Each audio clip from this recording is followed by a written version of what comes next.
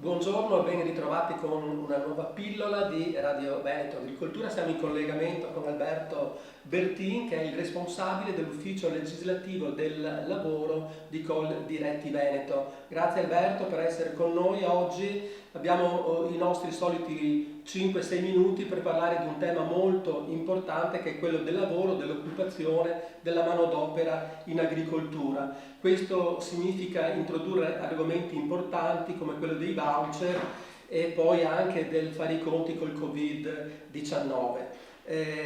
Partiamo immediatamente e magari se riesci ad inquadrarci il tema del lavoro in agricoltura e della manodopera, nel Veneto ovviamente, grazie. Buongiorno a tutti, grazie per l'invito. Diciamo che l'agricoltura, giusto per dare alcuni dati, ha visto nel 2019 circa 70.000 lavoratori agricoli stagionali. Considerate che di questi 70.000 ci sono dentro sia gli specializzati che i non specializzati, quindi per noi è fondamentale capire durante il Covid come si muoverà l'agricoltura stagionale in Veneto. E quindi adesso tra l'altro inizia la vendemmia, c'è necessità, bisogno di manodopera e com'è che si presenta adesso la situazione? Com'è la situazione voucher nel Veneto? Noi il tema del voucher lo abbiamo ripreso proprio per cercare di dare ai nostri imprenditori uno strumento agile che consenta di assumere in particolar modo la manodopera italiana, reagendo per così dire alle difficoltà che c'erano e che ci sono di ingresso di lavoratori, soprattutto stagionali, provenienti da paesi come la Romania in tempo anche di vendemmia. Quindi potrebbe essere questa, secondo noi, una soluzione per cercare di far fronte a quello che secondo noi sarà un problema di manodopera nel periodo agosto-settembre, che si caratterizza, come sapete tutti, da una forte attività di vendemmia sul territorio. Chi sono gli utilizzatori dei voucher mediamente? La normativa, noi dobbiamo ovviamente rispettare la normativa e la normativa vigente prevede che il voucher possa essere utilizzato da studenti, pensionati e da tutti quei soggetti che si trovano in uno stato di disoccupazione, che sono inoccupati, quindi sono soggetti ben precisi che la normativa prescrive per poter utilizzare questo strumento. Per quanto riguarda la manodopera straniera, com'è che secondo voi, secondo Coldiretti, dovrebbe essere gestita mantenendo e conservando i margini di sicurezza? Ovviamente mi riferisco a Covid-19. Allora il tema del Covid ha introdotto per le nostre aziende sicuramente una maggior, come dire, difficoltà di gestione perché, come ricorderete, ad oggi, in base anche alla normativa e all'ordinanza del ministro Speranza, chi proviene in particolar modo dalla Romania deve sottostare a quello che è l'isolamento fiduciario, che poi sono 15 giorni prima di essere immesso nel lavoro. Quindi questo significa che le nostre imprese, se vogliono impiegare lavoratori, in questo caso romeni, perché sono oggetto dell'ordinanza di Speranza, devono anche attrezzarsi affinché sia rispettato questo isolamento fiduciario e quindi determinare anche, come si può dire, un tempo per la vendemmia, considerando anche l'isolamento fiduciario. E quindi sicuramente le nostre imprese sono rispettose della normativa, però certo questo implica una maggiore attenzione e anche, come dire, delle tempistiche più lunghe per le nostre imprese.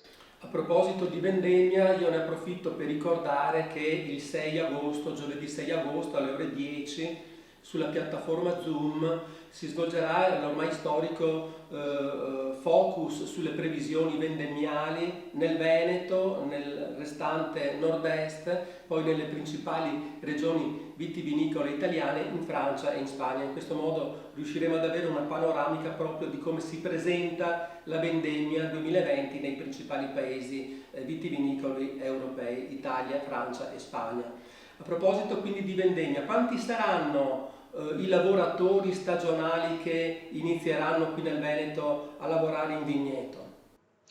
Noi ci basiamo sempre su stime dell'anno precedente, quindi noi guardiamo nel 2020 diciamo, le assunzioni che sono avvenute nel 2019. Se prendiamo come periodo agosto-settembre, perché la vendemmia inizia anche a seconda delle condizioni climatiche a fine agosto, ma comunque inizia in modo preponderante a settembre, noi abbiamo registrato un flusso nel 2019 che è di circa 16.000 lavoratori impiegati in Veneto con l'attività diciamo di vendemmia. Di questi 16.000, 10.000 sono stranieri e poi ecco per venire diciamo ai cittadini che forse sono più propensi all'attività di raccolta dell'uva, e mi riferisco ai romeni, noi nell'anno 2019 abbiamo registrato circa poco più di 3.000 assunzioni in Veneto. Ovviamente la fetta maggiore viene assorbita dal veronese per le ben note motivazioni. Quindi ragionando sul 2020 noi dovremmo attenderci che le assunzioni anche per l'anno 2020 si aggirino, parlando di lavoratori romeni in questo caso, visto che oggetto è anche la delibera del ministro Speranza, di circa 3.000, un po' più di 3.000 lavoratori romeni. Quindi poi ovviamente 10.000 lavoratori stranieri, intendendo come stranieri non italiani. Certo, andiamo in chiusura e faccio una domanda secca. Stante l'attuale situazione, Coldiretti Veneto cosa propone per migliorarla? Beh, noi stiamo ormai proponendo una soluzione che non è ovviamente come dire, la soluzione di tutti i mali, ma è, come lei ha citato prima, il tema dei voucher. Il tema dei voucher, che vorrei ricordare, è un tema particolare che consentirebbe alle nostre imprese di far fronte con la futura problematica dell'ingresso di questi lavoratori. Come sapete tutti però i voucher si basano oggi secondo noi su una procedura amministrativa, su una richiesta che ormai è soltanto telematica, che a nostro giudizio è abbastanza pesante. Cioè gli imprenditori oggi difficilmente utilizzano questo strumento perché c'è una piattaforma, una procedura online che sconta il fatto di essere a nostro giudizio particolarmente burocratica. E quindi noi proponiamo, di fronte anche a una normativa che stringe dal punto di vista dei flussi di ingresso di lavoratori comunitari o extracomunitari, e come ho detto prima in particolar modo dalla Romania, dalla Bulgaria, proponiamo questo tipo di soluzione che incentiverebbe anche secondo noi la manodopera italiana, posto che gli studenti, i pensionati o comunque chi percepisce ammortizzatori sociali del reddito sono cittadini italiani. Si può immaginare anche un tipo di soluzione che sia temporale, cioè fino al perdurare dell'emergenza o financo, che ne so, al 31 dicembre del 2020, ecco, e poi ritornare ad una situazione dove i flussi sono quelli normali e regolamentati dalla normativa vigente, in condizioni no Covid, ecco. Bene, grazie, ci ritorneremo di sicuro su questo argomento perché è proprio importante. Ringraziamo il dottor Alberto Bertin, responsabile dell'ufficio legislativo e del lavoro di Coldiretti Veneto, per essere stato oggi qui con noi. Grazie ancora e un arrivederci alla prossima occasione. Grazie a voi, arrivederci, grazie.